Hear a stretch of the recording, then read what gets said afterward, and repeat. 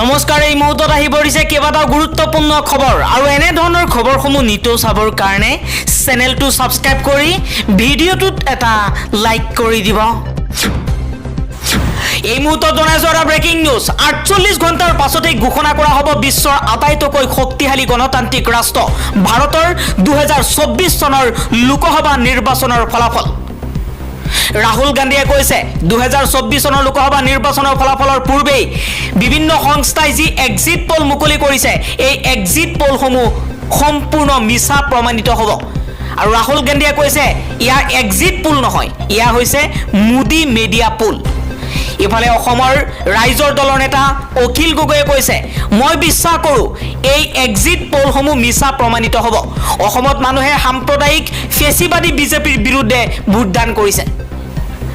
২০২৪ চনৰ লোকসভা নিৰ্বাচনৰ ফলাফলক লৈ বিভিন্ন সংস্থাই প্ৰকাশ কৰা এক্সিট পোলক লৈ সম্পূৰ্ণৰূপে আশাবাদী হৈ আছে শাসকীয় দল বিজেপি।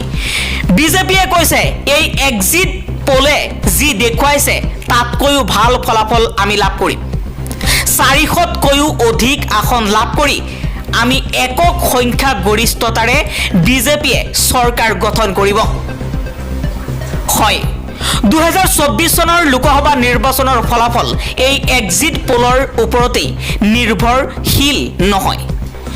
আচলতে আমি সকলোৱে জানো যে এক্সিট পোলসমূহে আনুমানিক ধাৰণা কৰে, কিন্তু ১০০% নিশ্চিত হ'ম যেতিয়া ঘোষণা কৰা হ'ব ২০২৪ চনৰ লোকসভা নিৰ্বাচনৰ ফলাফল। ৪ জুনলৈ আমি অপেক্ষা কৰিব লাগিব সম্পূৰ্ণ শুদ্ধ নিৰ্বাচনী ফলাফল পাবলৈ হ'লে।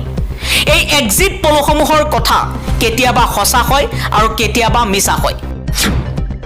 পৰৱৰ্তী খবৰ, পুনৰ এছিয়াৰ আটাইতকৈ ধনী ব্যক্তিৰ তালিকাত গৌতম আদানী। মুকেশ আম্বানীক চেৰ পেলাই এতিয়া এছিয়াৰ আটাইতকৈ ধনী ব্যক্তি হিচাপে পৰিগণিত হৈছে গৌতম আদানী। আন এটা খবৰ, ঘোষণা কৰা হৈছে অৰুণাচল প্ৰদেশৰ বিধানসভা নিৰ্বাচনৰ ফলাফল। ৬০খন আসনৰ ভিতৰত ৪২খন আসনত জয়লাভ কৰি একক সংখ্যা গৰিষ্ঠতাৰে পুনৰ শাসনলৈ আহিছে বিজেপি।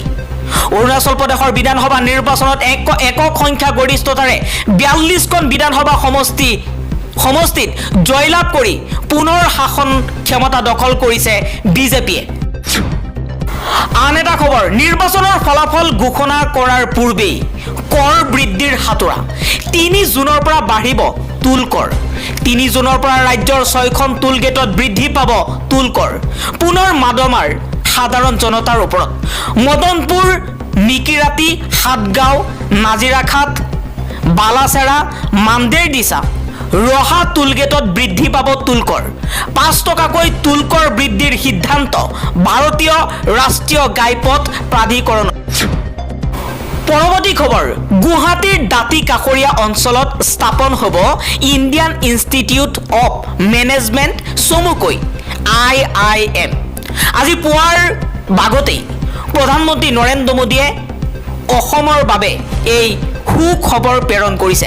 অসমৰ মুখ্যমন্ত্ৰী হিমন্ত বিশ্ব শৰ্মাই কিছু সময় পূৰ্বে সামাজিক মাধ্যম যোগে প্ৰকাশ কৰিছে এই কথা। গুৱাহাটীৰ দাঁতি কাষৰীয়া অঞ্চলত স্থাপন কৰা হ'ব Indian institute of management, IIM।